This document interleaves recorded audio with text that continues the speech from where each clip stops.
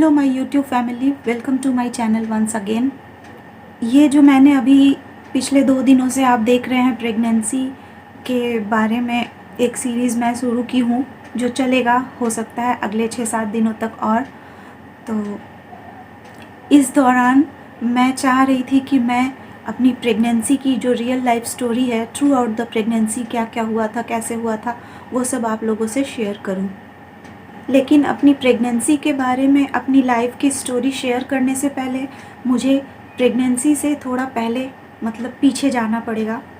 तो इसीलिए मैं आज का जो टॉपिक है वो प्रेगनेंसी से पहले की थोड़ी स्टोरी आप लोगों से शेयर करूंगी।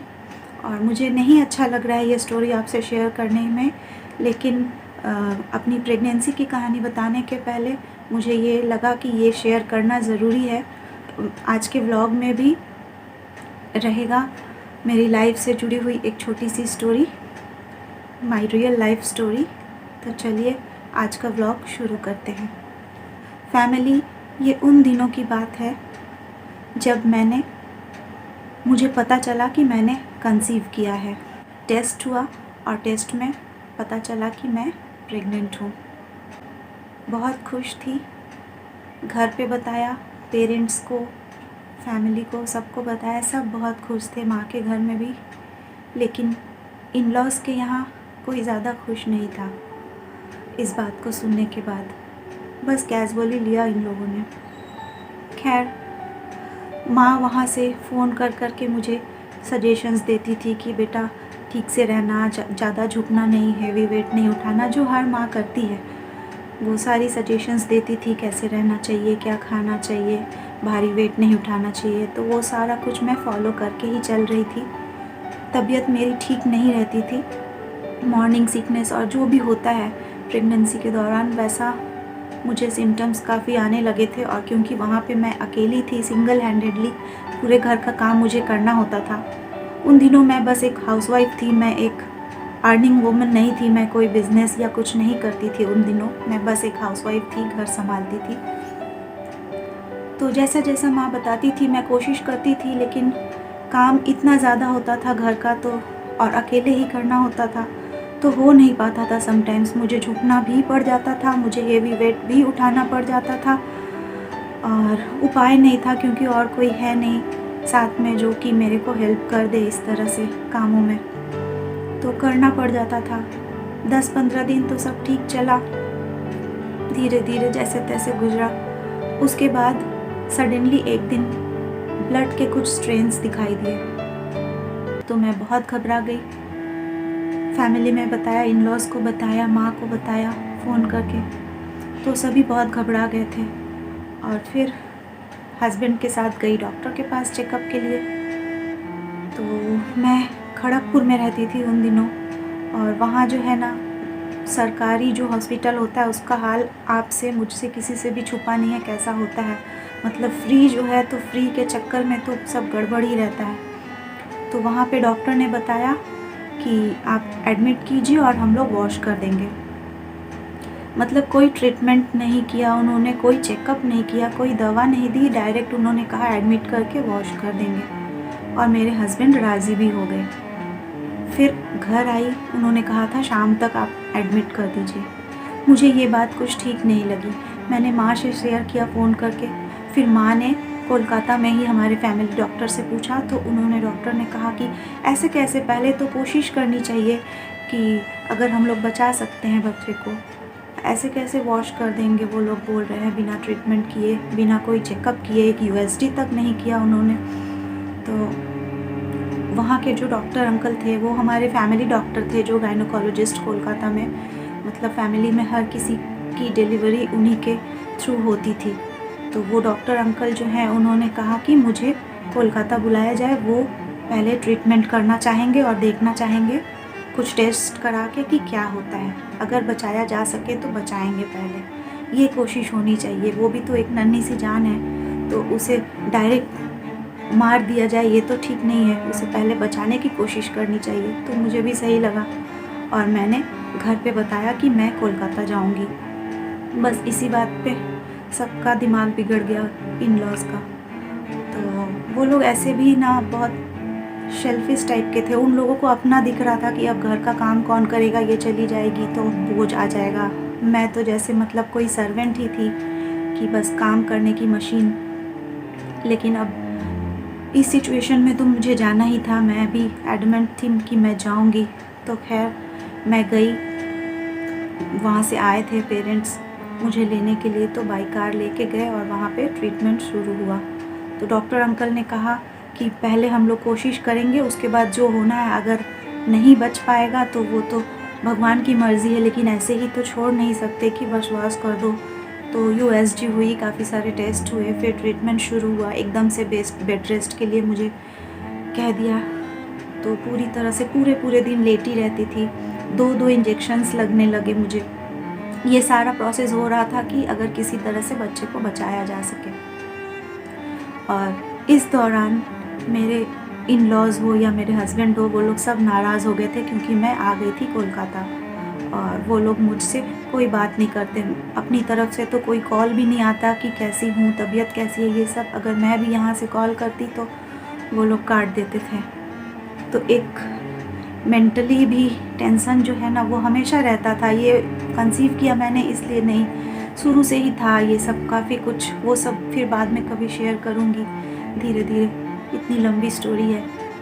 तो खैर काफ़ी दिनों तक कोशिश की गई। वो इंजेक्शन्स जो मुझे रोज़ लगते थे काफ़ी महंगे थे और बहुत पेनफुल।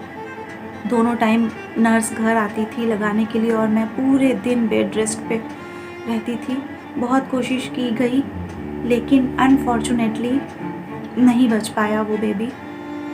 और घर पे ही एक दिन बहुत तेज़ पेट में दर्द होने के साथ मैं वॉशरूम गई and everything came out. Baby भी, सैक भी, सब कुछ।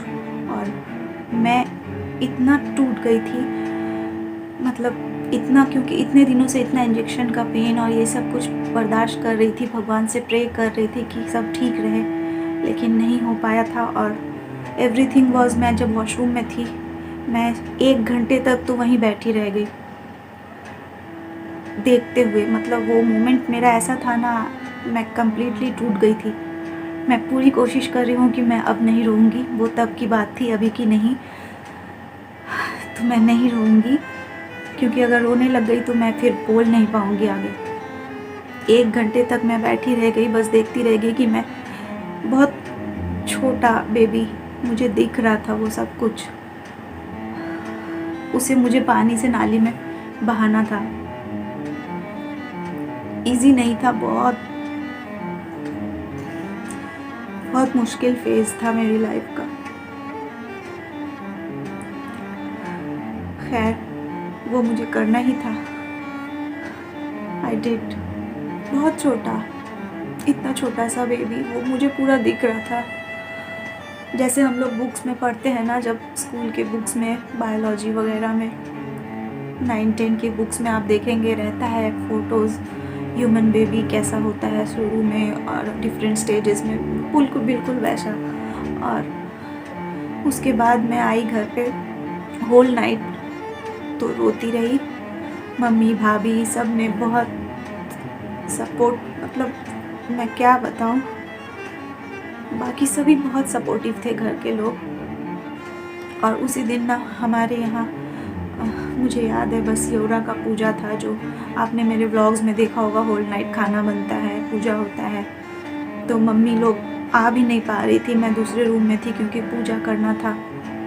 वो लोग बस जल्दी सोच रहे थे कैसे भी रात बीते, क्योंकि मैं रो रही थी इधर और वहाँ पूजा निपटाना था। तो भाभी, माँ, सब लोग पूजा करने के बाद सोच रहे थे कैसे भी सुबह हो जाए और मेरे पास सब आ सके।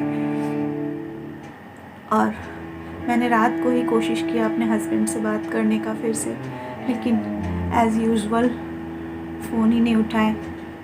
व्हाट्सएप किया, सीन कर दिया उन्होंने, मैंने बताया व्हाट्सएप पे ऐसा ऐसा हो गया है। सीन करने के बाद भी no reply. I was so hurt. At least ऐसी सिचुएशन में और कोई सपोर्ट में हो नहीं हो, कोई का साथ हो नहीं हो, हस्बैंड भी अगर ऐसे करे तो इंसान तो टूट जाता है ना। मैं बहुत टूट गई थी। आई वॉज सो डिप्रेस्ड, पूरी रात रो के बिता दी थी। खैर उसके बाद फिर नेक्स्ट डे फिर से डॉक्टर पास जाना। डॉक्टर से तो रात से ही बात चल ही रहा था, पापा लोग कांटेक्ट कर रहे थे, डॉक्टर जैसे जैसे बोल रहे थे वैसे सब कुछ हुआ। खैर उसके बाद फिर कुछ दिनों तक रेस्ट लिया मैंने, हफ्ते भर तक, जैसा कि डॉक्टर ने कहा था। उसके बाद वापस आई ससुराल खड़गपुर। वो लोग नहीं आए, वो लोग आते भी नहीं, तो फिर मेरे पेरेंट्स ने ही भेजा मुझे। और वहाँ जाने के बाद जो घर पे मेड होती है वो, और आस पड़ोस के लोग, वो जो रात को मैंने मैसेज में बता दिया था ना कि ऐसा ऐसा हो गया है, मुझे रिप्लाई तो नहीं किया गया था, लेकिन उस मैसेज को देख के ना मेरे इन लॉज सब बहुत खुश हुए थे। आप सोच सकते हैं, एक इंसान किसी दुश्मन के बारे में भी अगर ऐसा सुने, किसी के साथ ऐसा हो गया, तो उसे 1 मिनट के लिए लगेगा अरे ये कैसे हो गया किसी के साथ भी। लेकिन मैं उनके घर की बहू, और वो लोग खुश हुए थे कि मेरे साथ ऐसा हो गया है। नेबर्स ने मुझे बताया, मेड ने मुझे बताया कि आपकी मदर इन लॉ जो है वो बहुत मतलब खुश होके भगवान को बोल रही थी, भगवान आपने मेरी प्रार्थना सुन ली। बहुत तो गई थी, पैसे वाले की बेटी है, स्टेट हॉस्पिटल मतलब फ्री वाले में नहीं दिखाएगी, सरकारी हॉस्पिटल में क्या हुआ, प्राइवेट हॉस्पिटल में जाके अल्टीमेटली तो वही हुआ जो यहाँ हो रहा था। क्यों नहीं बचा पाए, बहुत मतलब वो वर्ड जो उन्होंने यूज़ किया था, धन्ना सेठ की बेटी है, तो क्यों नहीं बचा पाए उसके पापा ले जाके। और भगवान आपने मुझे ये दिन दिखाया, अगर वो बच्चा बच जाता तो फिर ये लोग हमें बोलते कि आप लोग वॉश करवा रहे थे या कुछ करवा रहे थे, भगवान आपने बचा लिया। इस तरह से वो प्रे कर रही थी वो मैसेज के बारे में जब पता चला था। सोचिए क्या ऐसा लगेगा, एकदम दिल से उतर गए थे वो लोगों से, मुझे नफ़रत हो गई थी। और हस्बैंड भी वैसे, बच्चा क्या अकेले मेरा था। खैर तो ये तो रहा, इस तरह से मेरा मिसकैरेज हो गया था। और मैं शायद बोल के उस तरह से आप लोगों को नहीं बता पा रही हूँ, क्योंकि ऑन कैमरा ना ये बहुत मुश्किल होता है। बहुत नया ही है मेरा चैनल, मैं इतनी हैबिचुएट हूँ भी नहीं कैमरे के सामने कि ये सब बोलूँगी, लेकिन आप लोग ज़रूर समझ पाएंगे। मैक्सिमम लेडीज़ ही हैं मेरे सब्सक्राइबर्स, मुझे पता है, तो एक औरत का दुख समझ ही सकती है, अगर मैं बता नहीं भी पा रही हूँ फिर भी। तो खैर बहुत रोई थी वहाँ जाने के बाद, जब ये सब कुछ सुनने को मिला कि मेरी मदर इन लॉ खुश हुई थी ये न्यूज़ मिलने के बाद कि मेरा मिसकैरेज हो गया, तो आई वॉज सो हर्ट। मतलब इतना नफ़रत हो रहा था उनसे कि मन ही नहीं होता था कि उन्हें कोई रिस्पेक्ट दूँ। लेकिन फिर भी इस इंसिडेंट के कुछ ही दिनों बाद वो नाराज़ तो थी, खैर वो मुझसे डायरेक्ट बात भी नहीं करती थी, नाराज़ थी। मैं अगर जाऊँ भी ना बात करने के लिए, वो इग्नोर करेंगी, जैसे कुछ मैंने कुछ कहा ही नहीं, उन्होंने कुछ सुना ही नहीं, वो कोई रिप्लाई हाँ ना कुछ नहीं करेंगी। ऐसे करती थी कि हाँ, अगर मैं पूछ रही हूँ कैसी तबीयत है, वहाँ से आई हूँ मम्मी जी कैसी तबीयत है, मुझसे तो कोई पूछने से रहा, लेकिन मैं भी पूछ रही हूँ तो मुझे कोई जवाब नहीं मिलता था। तो काफ़ी दिनों तक वो लोग सब नाराज़ रहे। और इसके कुछ ही दिनों बाद मदर इन लॉ के पैरों में बहुत तेज़ दर्द रहने लगा, मतलब इतना ज़्यादा। वो एक्चुअली सबका क्वार्टर अलग अलग होता है अगल बगल, तो वो मेरे क्वार्टर में नहीं रहती थी, सबका छोटा छोटा क्वार्टर होता है ना, तो मेरे क्वार्टर में मैं हस्बैंड और वो अलग बगल में ही एक क्वार्टर, सब आसपास ही था, एक दूसरे के साथ आना जाना ये सब होता रहता था डेली, लेकिन क्वार्टर सबका अलग था, किचन सबका अलग अलग था। लेकिन हम कुछ बनाएंगे तो दे के आएंगे, इस तरह से होता था डेली, कुछ ना कुछ जो भी मेरा बना उनको दे के आऊँगी, वो भी अपने बेटे के लिए भेजेंगी, ऐसे होता था हर रोज़। सिर्फ घर जो है वो अलग अलग था। तो मैं खाना देने जाती थी, ये तो पहले से ही था, लेकिन इन दिनों जब से मैं वापस आई थी ना मायके से, तो मैं खाना देने जाऊँ तो वो लेती नहीं थी, वापस कर देती थी कि मतलब ले जाओ। और अगर मैं रख के भी आ जाऊँ कि बाकी लोग हैं, मेरी जेठानी है, वो लोग हैं, लेकिन वो भिजवा देंगी वापस बाद में, वो नहीं लेना चाहती थी। फिर भी मैं जाती थी कि देख, जानती थी उनके पाँव में दर्द है, वो बना नहीं पाएंगी, दे के आऊँगी, ऐसे करती थी। फिर एक बार के लिए लगा कि छोड़ दूँ, मैं नहीं जाती हूँ। जब वो इतना एटीट्यूड दिखा रही हैं, बार बार मैं जाती हूँ, खाना तक लौटा दे रही हैं, इतनी भी क्या नाराज़गी। तो फिर भी लगता था कि जाने दो, बड़ी है। अंदर से एक आता था तो चली ही जाती हूँ। ऐसे करते करते कुछ दिन तक खाना जाता था, वापस आता था, जाता था, वापस आता था। फिर इसी तरह होते होते एक दिन सडनली वो गार्डन में पानी दे रही थी पौधों को, और उनको खड़े खड़े उनका पैर जो है फ्रैक्चर हो गया। मतलब सिर्फ क्रैक नहीं, पूरी तरह से पाँव की एक हड्डी टूट गई, बहुत बुरी तरह से। पूरा फ्रैक्चर होके पाँव जो है वो एकदम टेढ़ा हो गया ऐसे, और वहीं वो गिर गई। तो जैसे ही खबर मिली, जेंट्स कोई घर में थे नहीं, ना ही मेरे जेठ, ना ही मेरे हस्बैंड, सब ऑफिस में थे। 4 बजे का समय था। भाग के गई जैसे ही मुझे पता चला, क्योंकि बगल बगल में ही घर था तो पता चल ही जाता था। तो भाग के गई, और फिर वो सब लोग आए, ऑफिस से भी सब आ गए। फिर फटाफट लेके जाना था। और मेरी जो जेठानी थी वो तो उनसे नाराज़ ही रहती थी, क्योंकि वो हर किसी के साथ ऐसे ही करती थी, मेरे साथ ही नहीं, जेठानी के साथ भी। तो मेरी जेठानी जो है वो मतलब नाराज़ ही रहती थी कि जाओ, जो करना है करो। फेड अप हो चुकी थी वो भी एक्चुअली, लेकिन मैं फिर भी जाती थी, दुत्कारने के बाद भी। शायद इतना अच्छा इंसान को होना भी नहीं चाहिए। खैर, ऐसे ही संस्कार थे कि वो भी माँ है तो जाओ, मेरी मम्मी पापा ने यही सिखाया था। तो जाती थी और गई। इसके बाद कोई तो लेडीज़ चाहिए जो उनके संग जाए, कोई भी नहीं है। फिर मैं गई। तब एम्बुलेंस में जब मैं अकेले उनको लेके जा रही थी, तब उन्होंने मुझसे बात करना शुरू किया। बहुत दर्द से तो तड़प ही रही थी। उनको सहारा दिया मैंने, अपने गोद में सुलाया, सर उनका रख के, और माथे पे सहलाती रही। हॉस्पिटल लेके गई एम्बुलेंस में, तब उन्होंने मुझसे बात करना शुरू किया फिर से। और इसके बाद फिर हॉस्पिटल में जाके प्लास्टर ये सब के दौरान, वो रेलवे हॉस्पिटल में ही वो लोग गए थे। तो वहाँ पे क्या होता है ना, ओटी के अंदर भी आपको अलाउ करेंगे, क्योंकि नर्स वर्स उस तरह से एनी टाइम अवेलेबल नहीं होती है।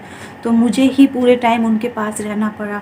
वो जब प्लास्टर हो रहा था, इतना चीख रही थी, वो एक पिलो तक भी नहीं था, ऐसा हालत रहता है हॉस्पिटल में। तो मेरे हाथ पे मैंने उनको सुला के रखा था, एक हाथ पे सुलाए हुए थी, एक हाथ से उनके हाथ को पकड़े हुए थी, कि उनको हिम्मत बधा रही थी मैं, कि बस हो गया, बस हो गया, थोड़ा सा और तकलीफ़, इस तरह से। और उसके बाद प्लास्टर होने के बाद फिर एडमिट किया गया उनको। फिर उनका सारा कुछ उस दिन से जो मेरा शुरू हुआ है काम, मतलब डॉक्टर ने उन्हें रेफ़र किया था कि कोलकाता जाके उनका ऑपरेशन होगा, फ़िलहाल प्लास्टर कर दिया गया है। तो 10-15 दिन का समय लगता है, क्योंकि ये फ्री का चक्कर जो है ना, फटाफट होता नहीं है, लाइन रहता है, लाइन वाइज होता है सबका। तो इतने फिर उस दिन से शुरू हुआ हॉस्पिटल में भाग दौड़, ब्रेकफास्ट, लंच, डिनर सब कुछ बना के हॉस्पिटल पहुंचाना, क्योंकि हॉस्पिटल का खाना खाने लायक होता नहीं है, बहुत अनहाइजीनिक होता है। तो तीनों टाइम का खाना, और वहाँ पे वो लोग आया तक नहीं रख रहे थे पैसे बचाने के लिए। मतलब आया के लिए पैसे देने होंगे, बाकी तो डॉक्टर वगैरह का ट्रीटमेंट फ्री है, आया के लिए पैसा देना होगा, आया नहीं रख रहे। तो उनकी जो भी नाइटी वो पहनती, नाइटी फिर ख़रीद के लाना भी मैंने किया सब कुछ। और नाइटी जो है वो घर ले जाती वॉश करने के लिए, फिर वॉश करके लेके आना। मतलब रोज़ का एक ड्यूटी मेरा चालू हो गया। और उन दिनों मुझसे बहुत अच्छे से वो बात करने लग गई थी, क्योंकि अब वो जानती थी और आगे पीछे कोई भी नहीं है देखने वाला मेरे सिवा। और मैं देखती थी, मैं पूरे अच्छी तरह से उनकी केयर करने लगी। और इसके बाद फिर उनको भेज दिया गया हावड़ा के रेलवे हॉस्पिटल, और वहाँ पे गार्डन रिच नहीं, वो हावड़ा की तरफ ही कुछ था, ऑर्थोपेडिक हॉस्पिटल। तो वहाँ पे उनका ऑपरेशन होना था, लेकिन वहाँ जाने के बाद भी 10 दिन टाइम लगा। तो उसमें भी मैं खड़गपुर से ब्रेकफास्ट, लंच, डिनर तीनों सुबह 3 बजे से उठ के बना के और भेजती थी। एक भैया थे जो डेली का उनका अप डाउन था, मेरे जेठ के फ्रेंड। तो वो रोज़ केजीपी से हावड़ा, हावड़ा से केजीपी शाम को बैक, उनका ऐसा ही कुछ ड्यूटी था। तो उन्हीं के थ्रू रोज़ सुबह 9 बजे के अंदर, 9 बजे पुरुलिया से वो जाते थे, खड़गपुर से हावड़ा पुरुलिया एक्सप्रेस से। तो 9 बजे के पहले उनको ब्रेकफास्ट, लंच, डिनर सब बना के और नाइटी वॉश करके सुखा के और सब कुछ भेजती। और फिर रात को वापस वो टिफ़िन लेके आते खाली वाला, और साथ में वहाँ से भी नाइटी वापस आता था। मतलब हावड़ा से भी नाइटी वापस आता था, मैं धोऊंगी। वहाँ भी आया वो लोग नहीं रखेंगे कि पैसे खर्च होंगे। और सोचिए, मैं करती गई हूँ, A to Z करती गई हूँ। फिर जब मैं यहाँ से हावड़ा तो रोज़ नहीं जा सकती थी, लेकिन कभी कभी जब हस्बैंड लेके जाते तो आसपास भी और भी ओल्ड वुमेन्स सब रहती थी। वो लोग ये भी कहती थी कि ये आपकी बहू है, इतना केयर कर रही है, हमें तो लगा कि आपकी बेटी है या पोती जैसी लग रही है, इतनी कम उम्र की है। मतलब बहू को इतना कर सकती है, वो लोग मतलब वो लोग सोच भी नहीं पा रहे थे आसपास जितने पेशेंट्स थे कि एक बहू इतनी सेवा कर सकती है सास की। लेकिन इतना करके भी ना कभी उस तरह से मेरे लिए उनके मन में प्यार था ही नहीं। वो सेल्फिश थी, अभी उन्हें ज़रूरत थी इसीलिए। और जैसे ही उनका पाँव ठीक हो गया ना, फिर एज़ इट इज़। उसके बाद खैर ऑपरेशन के बाद वो घर आई और खड़गपुर ले गए हम लोग। खड़गपुर ले जाने के बाद, खड़गपुर ले जाने के पहले कुछ दिनों के लिए हम लोग आ गए थे माँ के घर, क्योंकि खड़गपुर से अप डाउन करने में दिक्कत हो रहा था। तो मैं, मेरे हस्बैंड माँ के घर आ गए थे। फिर माँ खाना बना के देती थी, दोनों टाइम हम लोग जाने लगे मानिक तल्ला से हावड़ा। माँ खाना बना के देती, कभी मैं बना लेती, कभी भाभी कर देती थी, बना के फटाफट करके जाते थे। और मुझे वही याद आता था कि 1 महीने पहले ही कह रही थी धन्ना सेठ एंड ऑल, और आज देखिए मेरे पापा के घर से ही खाना आ रहा है तो वो खा रही थी। इसके बाद ऑपरेशन होने के बाद घर लेके गए। घर में भी जाके जेठानी ने तो साफ मना कर दिया था, मैं नहीं देखूंगी, तो मेरे पास ही उन्हें आना था। और मेरा जो क्वार्टर था वो फर्स्ट फ्लोर पे था, तो सीढ़ियों से चढ़ना था। तो एक बारी मतलब वो आ गई, तो उसके बाद जब तक वो पूरी तरह से ठीक नहीं हो जाती, वो और क्वार्टर छोड़ के जा नहीं सकती सीढ़ियों से। तो मैंने कहा था ठीक है, मेरे पास ही ले आइए, मैं देखूंगी, मैं देखभाल करूंगी। खूब सेवा की उनकी, मतलब उनको वॉशरूम ले जाना, पॉटी, टॉयलेट, एवरीथिंग सब कुछ मैंने किया है उनके लिए। लेकिन फिर भी उन्होंने मेरी कदर नहीं की। मतलब उन्हें जाना होगा वॉशरूम ना, तो मुझे नहीं बुलाएंगी, अपने बेटे का नाम लेके बुलाएंगी। जानती हैं लेके मैं ही जाऊंगी, लेकिन बुलाएंगी, सारिका नहीं कह सकती वो। उनको नहलाना, उनको वॉशरूम ले जाना, सब कुछ किया। और फिर धीरे धीरे उनका पाँव ठीक होने लगा, धीरे धीरे प्लास्टर भी खुल गया। तो वो मतलब वॉक नहीं कर पाती थी, लेकिन प्लास्टर खुल गया। बहुत सेवा की, टाइम से दूध देना, हॉर्लिक्स देना, खाना देना, मतलब दिन भर मैं उनके पीछे ही लगी रहती थी सेवा करने में। इतना तो सच्ची मैंने अपने पेरेंट्स के लिए भी नहीं किया था जितना मैंने उनके लिए किया। और फिर इन दिनों 2-3 महीना उनको लग गया था क्योर होने में, थोड़ा थोड़ा। इसके बाद वो जो होता है ना सहारे से चलना, वो लकड़ी, वो उसके सहारे धीरे धीरे वो चलना शुरू कर दी थी। उनको पकड़ पकड़ के मैं चलवाती भी थी, फ्लैट के अंदर ही, क्वार्टर के अंदर ही। तो ऐसे दिनों में ही मतलब उनका पाँव ठीक हो चला था। 3 महीने बीत चुके थे। 3 महीने से मैं कंटिन्यू उनकी सेवा किए जा रही थी इस तरह। और इसके बाद मैंने फिर से कंसीव किया।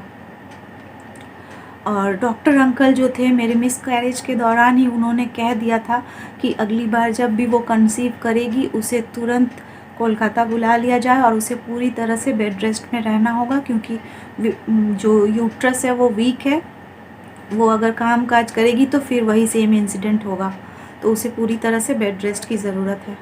और मैंने क्योंकि कंसीव किया, तो फिर सबका चेहरा मतलब चेंज हो गया सबका, जैसे ही पता चला कि मैंने कंसीव किया है।